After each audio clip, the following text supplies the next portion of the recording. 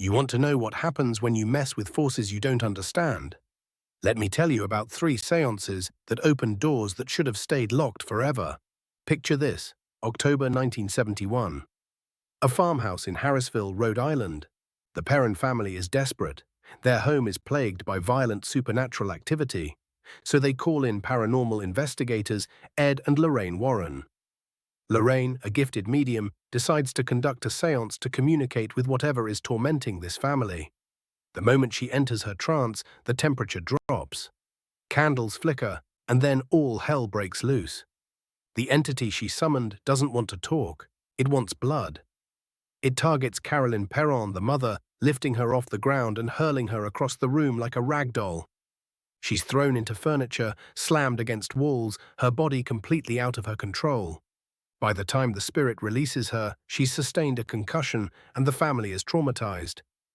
Andrea Perron, one of the daughters, later said it was the most terrifying night of her life. This séance inspired the Conjuring movie, but the real horror was far worse than anything Hollywood could create. But that's just the beginning.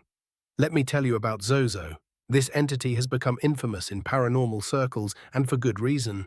Zozo appears during séances when people use Ouija boards or practice automatic writing. At first, it seems like a trickster, spelling out its name in a distinctive ZOZO pattern. But those who've encountered it know better.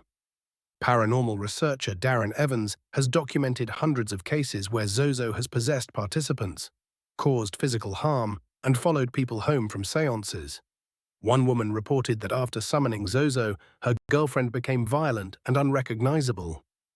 Objects flew across rooms, scratches appeared on walls spelling that cursed name. Even a band claimed their album was cursed after a séance gone wrong involving this entity. Zozo doesn't just communicate, it infiltrates. It attaches. It destroys. And here's what makes séances truly dangerous. When you open that door to the spirit world, you're sending out an invitation. But you can't control who accepts it. Experts warn that malevolent entities often masquerade as benevolent spirits or deceased loved ones. They gain your trust, then they follow you home. Reports flood paranormal forums about post-séance attachments. People describe pervading negativity in their homes, shadow figures in their peripheral vision, and the overwhelming sense that something uninvited is watching them.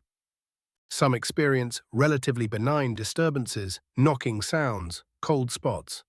Others face full-blown demonic infestations requiring priests and experienced channelers to remove what they've accidentally summoned. The rules of séances exist for a reason. Never conduct one alone, never break the circle once it's formed. Never touch a manifested spirit unless it touches you first. And most importantly, always close the door you've opened. Because in the darkness between our world and theirs, something is always listening. Something is always waiting. And once you call out into that void, you might not like what answers back.